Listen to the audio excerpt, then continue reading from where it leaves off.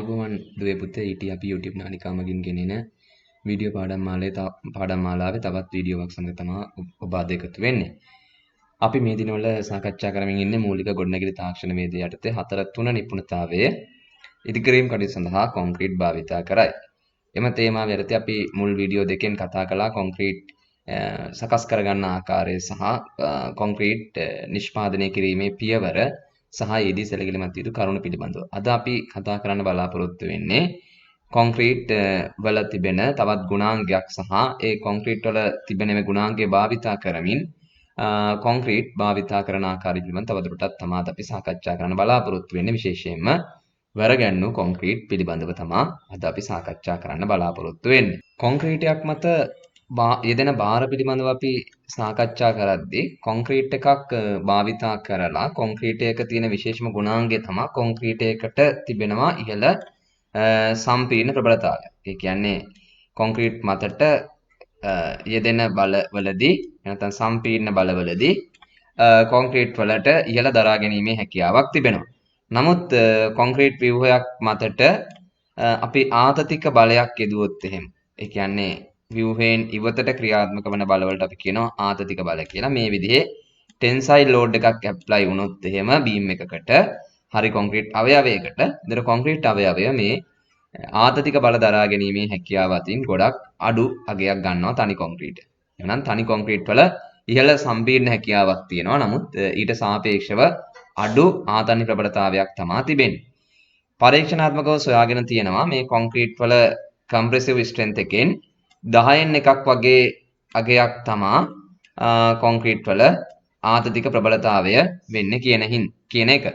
ඒ නිසා අපිට ආතතික භාරයන්ට ලක්වන ව්‍යුහ විශේෂයෙන්ම ස්ලැබ් එකක්, බීම් එකක් වගේ අංග නිර්මාණය කිරීමේදී කොන්ක්‍රීට් මතට ආතතික බලය දෙන නිසා එම ආතතික බල දරා ගැනීම සඳහා අපිට වැරගැන්වුම් කම්බි යොදන්න සිද්ධ වෙනවා.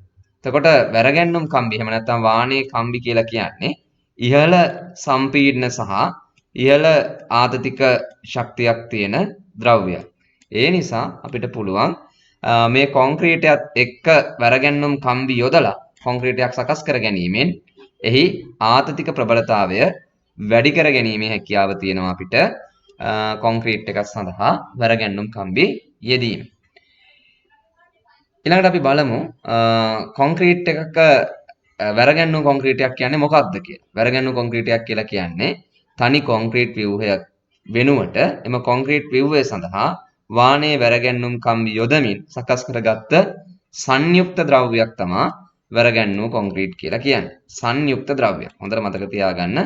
සංයුක්ත ද්‍රව්‍යයක් තමයි වැරගැන්වුම් කොන්ක්‍රීට් කියලා කියන්නේ. එතකොට වැරගැන්වුම් කොන්ක්‍රීටයකට ඉහළ සම්පීර්ණ ශක්තියක් සහ ඉහළ ආතන්‍ය ප්‍රබලතාවයක් තිබෙනවා. සාමාන්‍යයෙන් මේ වැරගැන්වීමේ ක්‍රියාවලිය සඳහා අපි භාවිතා කරන විවිධ වාණේ කම්බි වර්ග තියෙනවා. විශේෂයෙන්ම අතීතයේ බොහෝ විට මේ කොන්ක්‍රීට් වැරගැන්වීම සඳහා අපි භාවිතා කළේ මෘදු වාණේ කම්බි. නමුත් වර්තමානයේ ඒ වෙනුවට දඟර වාණේ සහ නාරටි වාණේ භාවිතා කරනවා බහුලව. එතකොට මෘදු වාණේ වල ආතන්‍ය ප්‍රබලතාවය වර්ග මිලිමීටරයට නිව්ටන් 240ක් විතර වෙනවා. ඒ වගේම දඟර වාණේ වල ආතතික ප්‍රබලතාවය වර්ග මිලිමීටරයට නිව්ටන් 460ක් වෙනවා. ඒතර දඟර වාණේ තමයි අපි බහුලව ඉදිකිරීම කටයුතු සඳහා භාවිතා කරන්නේ කොන්ක්‍රීට් වැරගැන්වීම සඳහා. ඒ වගේම නාරටි වාණේ කියලා කියන්නේ වැරගැන්වු දඟර වාණේ කම්බියට වඩා එහි දැන් සාමාන්‍යයෙන් වැරගැන්වුම් කම්බිය මත කුඩා රළු කිරීමක් කරලා තියෙනවා දඟර වාණේ කම්බිවල. නමුත් ඊට සාපේක්ෂව නාරටි වාණේ කම්බියේ තියෙන රිබ් එක ටිකක් ඝනකම කට්ටයක් කම්බිය වටා ගමන් කරනවා. එතකොට ඒකට අපි හඳුන්වනවා නාරටි වාණේ කියලා. එතකොට නාරටි වාණේ වල ආතන්‍ය ප්‍රබලතාවය වර්ග මිලිමීටර නිව්ටන් 460ක් වගේ අගයක් ගන්නවා. ඊට අමතරව ප්‍රසාරිත දැල් BRC දැල් සහ අර අපි බහුලව දකින අර ගෙබිම් වගේ කොන්ක්‍රීට් කරලා භාවිතා කරනවා 2x2 net එක. අඟල් දෙකේ කොටු තියෙන net එක ඔයාලා දැකලා ඇති. මෙන්න මේ net එක භාවිතා කරනවා ගෙබිම් කොන්ක්‍රීට් කිරීමේදී වගේ කාර්යයන් වලදී. ඒ වගේම මේ පෑසු කොටු දැල් භාවිතා කරනවා බහුලවම අඩු වියදම් ස්ලැබ් නිර්මාණය කිරීමේදී එම පුවරුව මත තුනී කොන්ක්‍රීට් තට්ටු ඇතිරීමේදී ඒ සඳහා වැරගැන්වුම් විදිහට මෙම කොටු දැල භාවිතා කරනවා.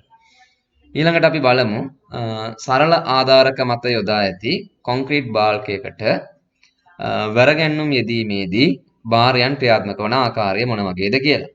එතකොට මේ සරල තලාන්දයක් කියලා කියන්නේ ආධාරක දෙකක් මත රඳවන ලද මේ වගේ තලාන්දයක් බීම් එකක් කියන එක.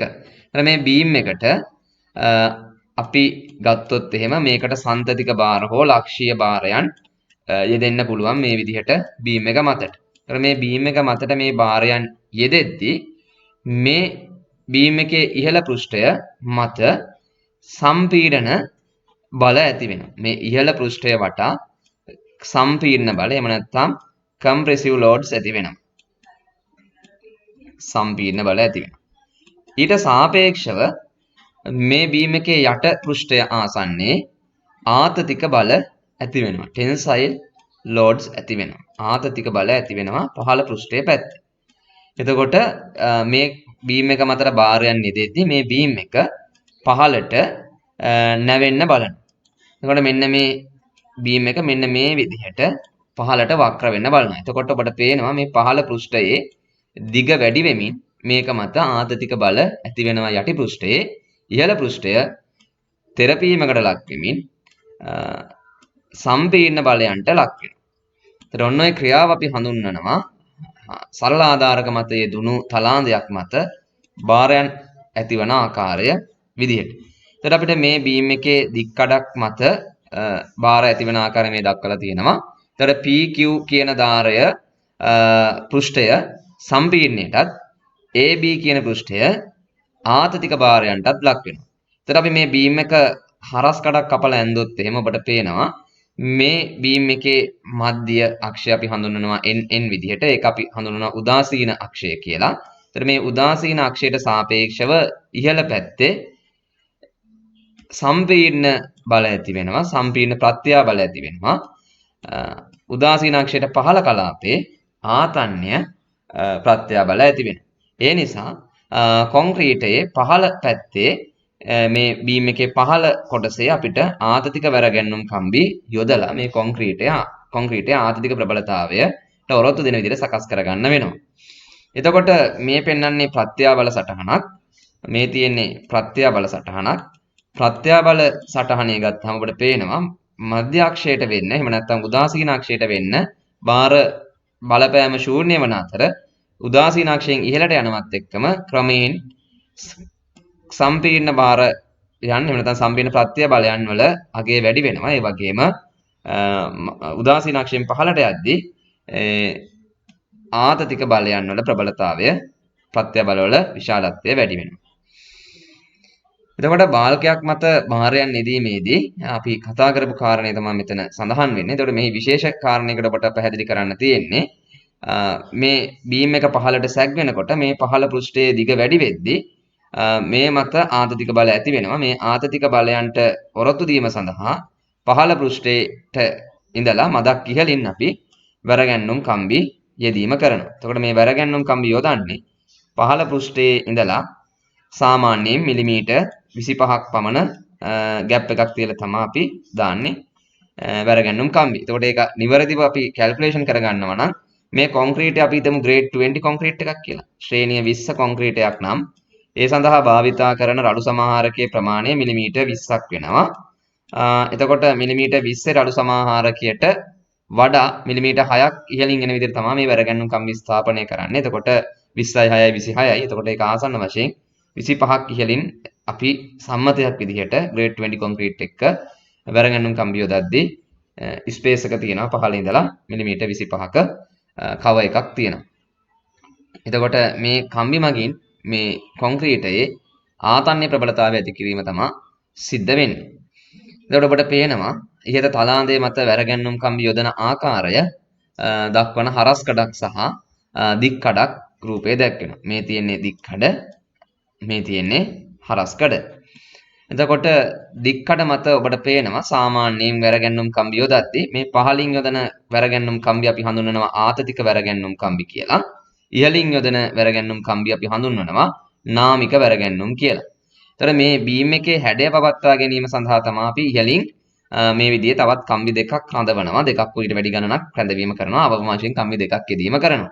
ඒතර සාමාන්‍යයෙන් මේ බීම් එකක් වැර ගැනීම සඳහා අපි 12 මිලිමීටර් විස්කම්බයේ තියෙන කම්බි භාවිතා කරනවා. එතකොට මිලිමීටර් 12 කම්බියක් පහළට භාවිතා කරද්දී අපිට ඕන නාමික වැර ගැනීම සඳහා 10 මිලිමීටර් කම්බිය අවශ්‍ය නම් භාවිතා කරන්න පුළුවන්. එහෙම නැත්නම් 12 මිලිමීටර් කම්බියම අපිට යෙදීමේ හැකියාව තියෙනවා. එතකොට මේ කොන්ක්‍රීටයේ මේ සෑම කම්බියකම ඉඳලා පිටතට මිලිමීටර් 25ක කව එකක් වැස්මක් අපි පවත්වා ගන්න ඕනේ. මොකද බාහිර තියෙන තෙතමනය මේ කම්බි වලට ඇතුළු වුණොත් එහෙම මේ කම්බි මල කෑමට ලක් වෙන්න පුළුවන්. ඒ වළක්වා ගැනීම සඳහා සහ මේ කම්බි වලට බාහිර සාධක වලින් ගැටීම් ඇති වෙන එක වැළැක්වීම සඳහා අපි මේ වැස්ම පවත්වා ගැනීම කරනවා. එතකොට ඉහළින් යොදන වැරගැන්නුම් කම්බි දෙක නාමික වැරගැන්නුම් කම්බි ලෙසත් පහළින් යොදන වැරගැන්නුම් කම්බි දෙක අපි ආතතික වැරගැන්නුම් කම්බි ලෙසත් හඳුන්වනවා.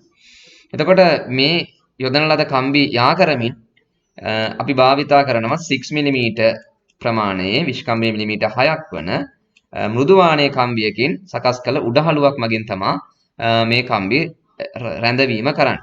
එතකොට මේ උඩහළු යෙදීමේදී ඔබට පේනවා මේ ආධාරකයේ ඉඳලා මේ බීම් එකේ සම්පූර්ණ දිග L නම් මේ බීම් එකේ සම්පූර්ණ දිග L නම් L වලින් 3න් එකක් දක්වා දුරට එහෙම නැත්නම් ආධාරකයේ ඉඳලා 3න් එකක් දක්වා දුරට අපි සාමාන්‍යයෙන් වැරගැන්නුම් නාමික උඩහළු ළඟින් යෙදීම කරනවා. උඩහළු ළඟින් යොදලා තියෙනවා ඔබට පේනවා. ආධාරක ආසන්නයේ මුළු බීම් එකේ දිගෙන් 3න් 1 දුර ප්‍රමාණයක් දක්වා දෙපැත්තට ආධාරක වලින් දෙපැත්තට වැරගැන්නුම් උඩහළු ළඟින් යොදනවා. එමගින් බලාපොරොත්තු වෙන්නේ මේ ප්‍රධාන වශයෙන්ම මේ බීම් එකක් බිඳ වැටෙන්න පුළුවන් ආකාර දෙකක් තියෙනවා. එක් ආකාරයක් තමයි අපි කලින් කතා කළා වගේම මේ බීම් එක මත බාරයන් නෙදෙද්දී මේ බීම් එක පහළට සැග් වෙනවා. එතකොට සැග් වුණාම මේ බීම් එකට ඒ බාරයන් දරා ගන්න බැරි වුණොත් මේ බීම් එක මැදියෙන් කැඩිලා යන්න පුළුවන්. ඒ වගේම තව දෙයක් වෙන්න පුළුවන් මේ බීම් එක මතට බාරයන් නෙදෙද්දී දුවේ පුතේ මේ බාර හේතුවෙන් මේ බීම් එක ආධාරක මතින් කැඩිලා යන්න පුළුවන්. මෙන්න මේ කෙළවරෙන් මේ බීම් එක කැඩිලා යන්න පුළුවන්. ඒ කැඩී යෑම වැළැක්වීම සඳහා තමයි අපි උඩහළු එහෙම නැත්නම් ස්ටිරප්ස් යෙදීම කරන්නේ. එතකොට හොඳට මතක තියාගන්න බීම් එකක ආධාරක ආසන්නයේදී අපි උඩහළු එහෙම නැත්නම් ස්ටිරප්ස් ළඟින් යොදනවා. එසේ ළඟින් යෙදීමෙන් අපි බලාපොරොත්තු වෙන්නේ ව්‍යාකෘතික බිඳ වැටීම් වළක්වා ගන්න කොන්ක්‍රීට් තලාන්දය මත ඇතිවන. එතකොට එය පිළිබඳව ඔබට පැහැදිලි ඇති කියලා මම හිතනවා. බාල්කයකට යෙදෙන බාරයන් හේතුවෙන් ඉහත විස්තර කර පරිදි බාල්කය පහළට වක්‍ර වී ආතන්‍ය ප්‍රත්‍යාබල හේතුවෙන් මධ්‍යයෙන් කැඩී යාම වැළැක්වීමට බාල්කයේ පහළින් ආතතික වැරගැන්නුම් කම්බි යොදනවා. සාමාන්‍ය බාල්ක සඳහා ඉහළ පෘෂ්ඨය ආසන්නයේ නාමික වැරගැන්නුම් දෙකක් යොදන අතර වැඩි භාරයන්ට ලක්වන තලාන්දවල ඉහළ පෘෂ්ඨය ආසන්නයේ සම්පීර්ණ වැරගැන්නුම් ලෙසද කම්බි යෙදීම කරනවා. එතකොට අධිභාර දරන තලාන්දවලදී බීම්ස් වලදී අපිට උඩත් භාවිතා කරන්න පුළුවන් වැරගැන්නුම් කම්බි සම්පීර්ණ වැරගැන්නුම් කම්බි ලෙස. කියන්නේ කොන්ක්‍රීටයේ සම්පීර්ණ ප්‍රබලතාවය වැඩි කිරීම සඳහාත් අපට මානී කම්බි යොදා ගන්න පුළුවන්. ඒවා අපිට හඳුන්වන්න පුළුවන් සම්පීර්ණ වැරගැන්නුම් කියලා. ඒ වගේම පහළින් යෙදෙන වැරගැන්නුම් කම්බි අපි හඳුන්වන්නේ ආතතික වැරගැන්නුම් කියලා. එමෙන්ම බාල්කයකට යෙදෙන බාරයන් හේතුවෙන් තලාන්දය රැඳවුම් දෙකලවර ආසන්නයේ ඇතිවන ව්‍යාකෘතික ප්‍රත්‍යාබල හේතුවෙන් කැඩී යා හැකිය. එම ව්‍යාකෘතික ප්‍රත්‍යාබල කොන්ක්‍රීට් වල ව්‍යාකෘතික ප්‍රබලතාවයේ ඉක්මවා යාමෙන් බාල්කය දෙකලවරින් බිඳී යාම වැළැක්වීමට බාල්කයේ දෙකලවර සිට බාල්කයේ දිගින් 3න් එකක් පමණ දුරකට කෙටි පරතරයෙන් යුතුව එහෙම නැත්නම් ළඟින් ව්‍යාකෘතික වැරගැන්නුම් ලෙස උඩහළු යොදනු ලැබේ. ඒතර මතක තියාගන්න ස්ට්‍රැප්ස් යොදන්නේ බීම් එක ව්‍යාකෘතික බිඳ වැටීමෙන් වළක්වන්න. ඒ වගේම ආතතික වැරගැන්නුම් කම්බි විදියට යොදන කම්බි දෙකක් අපිට බීම් එක සම්බන්ධ කරන්න ඕන නම් ඒ කම්බි දෙක ලැප් කරලා එහෙම නැත්නම් මේ දෙන්න ජොයින් කරන අවස්ථාවක මේ කම්බි දෙක අතර වැස්ම පවත්වා ගන්න ඕනේ. අතිවැස්මක් විදියට භාවිතා කරන්න ඕනේ. කම්බියේ විස්කම්බයේ වගේ 60 ගුණයක්. ඒ කියන්නේ අපි හිතමු මේ සම්බන්ධ කරන්නේ 12 මිලිමීටර කම්බි කියලා. ඒතර 12 මිලිමීටර කම්බි නම් මේ කම්බි දෙක සම්බන්ධ කරද්දී අතිවැස්ම එහෙම නැත්නම් ලැප්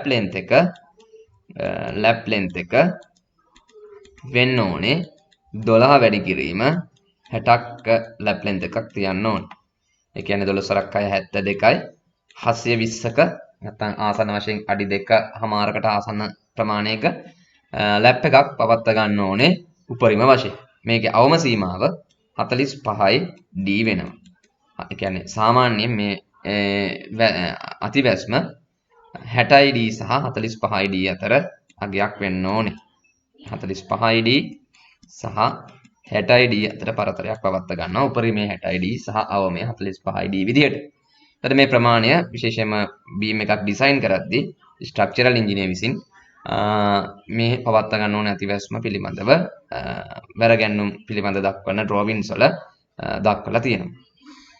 ඊළඟට අපි බලමු කොහොමද කුළුණක් සඳහා එහෙම නැත්නම් කොලම් එකක් සඳහා කොහොමද වැරගැන්වුම් යොදන්නේ කියලා. සාමාන්‍යයෙන් කුළුණක් මතට වැඩිපුර ඇති වෙන්නේ සම්පීර්ණ ප්‍රත්‍යාබල. ඒ වගේම මේ කණුව මත දෙපැත්තට එන බීම් සම්බන්ධ වීම සහ මේ කණුව මත පාර්ශිකව ඇතිවන බලයන් හේතුවෙන් මේ කණුව මත ව්‍යාකෘතික බල ඇතිවන්න හැකියාවක් තියෙනවා. සාමාන්‍යයෙන් හරස් කඩ 4 කුළුණක් සඳහා වැරගැන්වීම යොදද්දී අපි මේ විදිහට 12 මිලිමීටර ප්‍රමාණයේ කම්බි 4කින් වැරගැන්වීම කරනවා. 4 වාරයක් 12 මිලිමීටර කම්බි අපි භාවිතා කරනවා වැරගැන්වුම් කම්බි විදිහට. ඒ වගේම වෘත්තාකාර හරස් කඩක් තියෙන කුළුණක් නිර්මාණය කරද්දී අපි 12 මිලිමීටර ප්‍රමාණයේ වැරගැන්වුම් කම්බි 6ක් යොදනවා. 12 මිලිමීටර ප්‍රමාණයේ කම්බි 6ක් භාවිතා කරනවා. සාමාන්‍යයෙන් මේ කම්බිය කුළුණේ නිවැරදිව සිරස්ව පිහිටවා ගැනීම සඳහා මේ කම්බියා කරමින් අපි උඩහළු යෙදීම කරනවා. ඒ සඳහා උඩහළු භාවිතා කරනවා. මේ වගේ කුළුණක අපිට වෘත්තාකාරව සකස් කරපු උඩහළු භාවිතා කිරීමේ හැකියාව තියෙනවා. එතකොට ඔබට පේන්නේ මේ කුළුණක හරස් කඩක්. එතකොට කුළුණේ හරස් කඩ විදිහට බත්තහම මේ කුළුණේ පිටතම කම්බියේ ඉඳලා පිටතට මිලිමීටර් 25ක වැස්මක් කව එකක් භාවිතා කරනවා. ඒ වගේම මේ තියෙන ප්‍රධාන වැරගැන්වුම් කම්බි විදිහට 12 මිලිමීටර් ප්‍රමාණයේ කම්බි 4ක් භාවිතා කරනවා. ඒ කම්බි 4 නියමිත විදිහට රඳවා ගැනීම සඳහා සිරස් කම්බි අපි නියමිත පරතරයෙන් යුතුව 6 මිලිමීටර් ප්‍රමාණයේ මිලිමීටර් 6 හරස්කඩ සහිත උඩහළු එහෙම නැත්නම් ස්ටිරප්ස් යෙදීම කරනවා. සාමාන්‍යයෙන් සිරස් කුළුණක් සකස් කරද්දී වැරගැන්වුම් කම්බි දෙකක් සම්බන්ධ කිරීමේදී නියමිත වැස්ම පවත්වා ගන්න අමාරුයි. එතකොට ඔබට මම ඊළඟ රූපයෙන් පැහැදිලි කරන්නම්. සාමාන්‍යයෙන් මේ සිරස් කම්බි දෙකක් ලැප් කරද්දී අපි කලින් කතා කරා ආතතික කම්බි දෙකක් එහෙම නැත්නම් තිරස් කම්බි දෙකක් වැරගන්නද්දී පවත්වා ගන්න ඕන පරතරය පිළිබඳ. එතකොට අපි මේ සිරස් කුළුණක් ගත්තාම මෙයා වැඩිපුර ලක් වෙන්නේ සම්පීර්ණ භාරයන්ට නිසා මේ කම්බි දෙකක් අපි ලැප් කරද්දී ලැප් ලෙන්ත් එක විදිහට අවම වශයෙන් කම්බියේ විස්කම්බය වගේ 25 ගුණයක ලැප් එකක් යදන්න ඕනේ.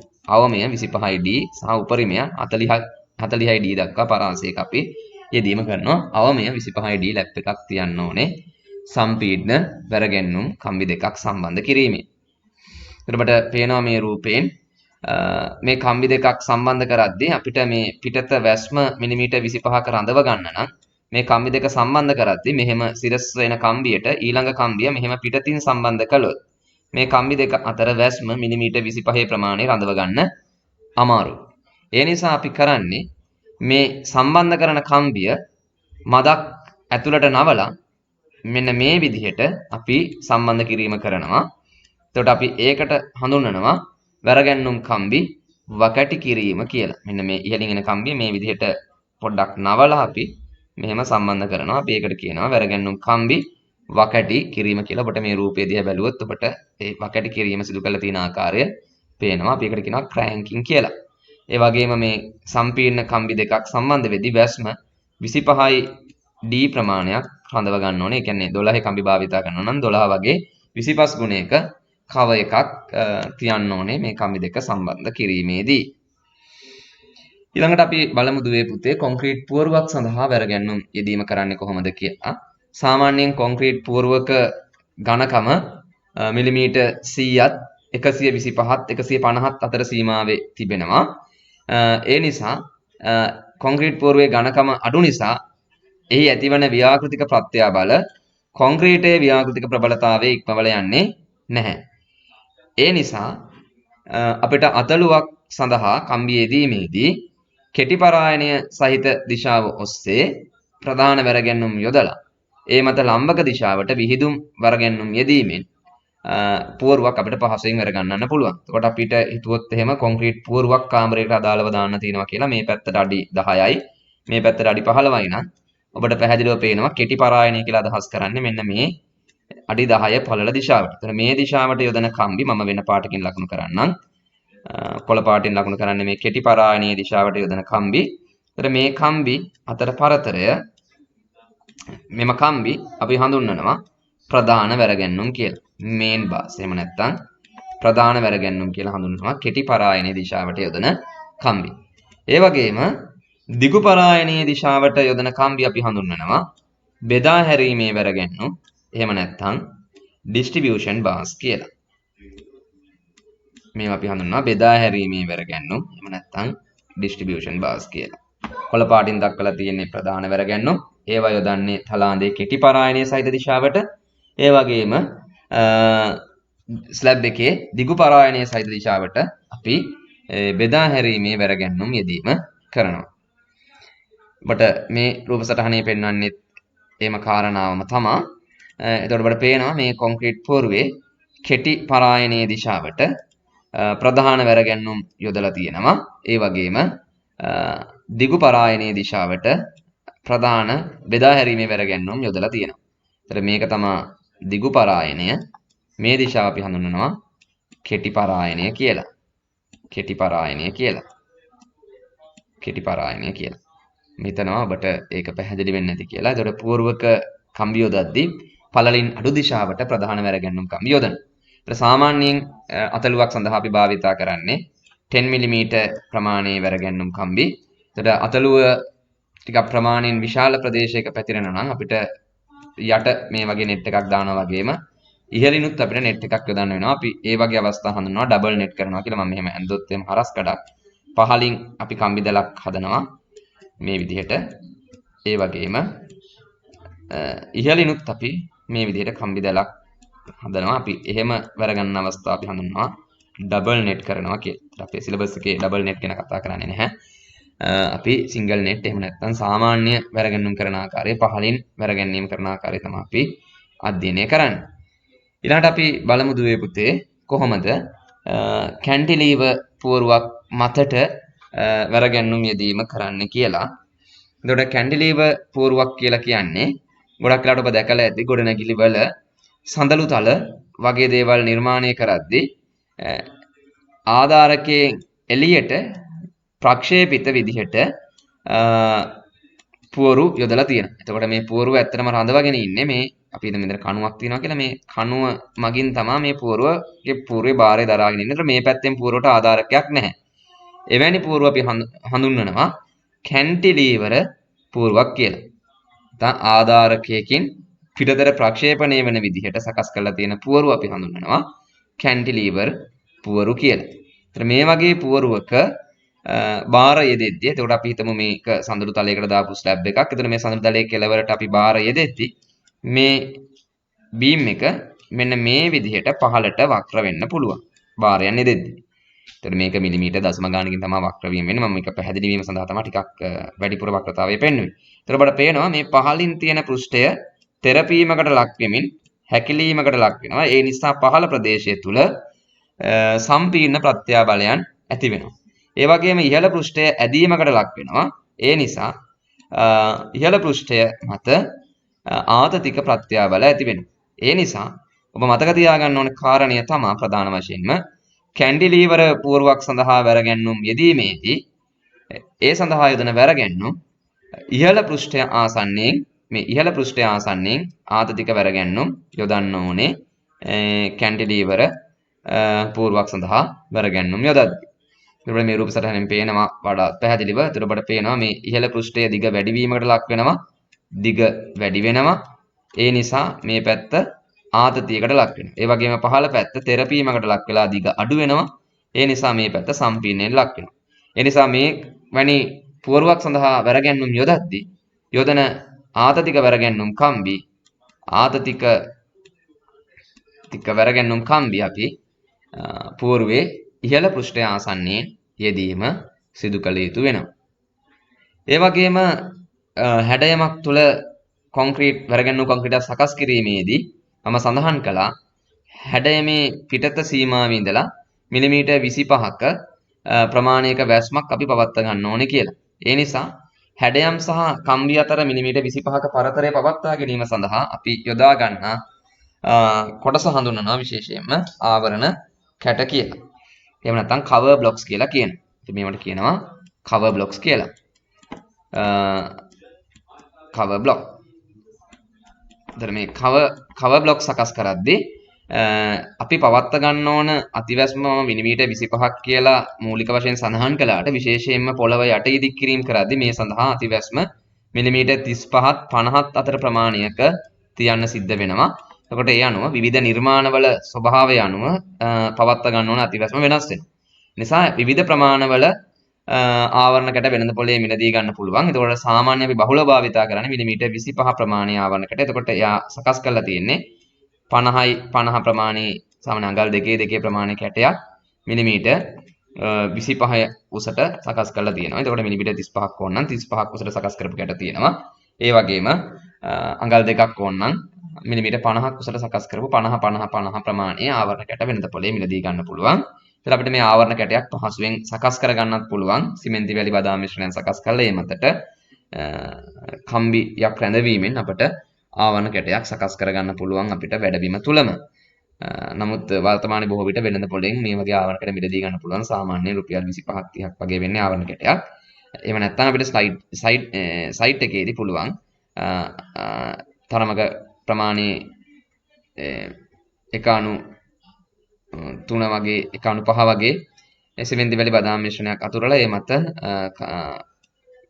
කොටු ආකාරයට මේ අතුරගත බදාමය අර කිරිබත් කපන වගේ කැබලි වලට කපලා තෙත ස්වභාවයේ තියෙද්දි මෙයා හයි වෙන්න ඉස්සෙල්ලා මේක මතට කම්බි යෙදීමෙන් මෙයා ඝන වුණාට පස්සේ අපිට මේ ආවරණ කැට බ්ලොක් එකෙන් ගලවලා අරගෙන අපිට භාවිතා කිරීමේ හැකියාව තියෙනවා.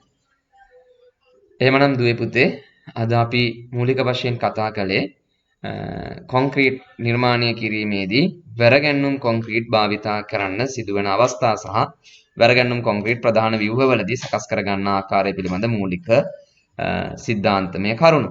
අපි සාකච්ඡා කළ කරුණු කෙටියෙන් නැවත සිහිපත් කළොත් එහෙම අපි කතා කළා කොන්ක්‍රීටයක් සතුව තනි කොන්ක්‍රීටයක් සතුව ඉහළ සම්පීර්ණ ප්‍රබලතාවයක් තිබ්බත් ඒ සතුව ආතන්‍ය ප්‍රබලතාවය 10න් එකක් පමණ කුඩා අගයක් ගන්නවා.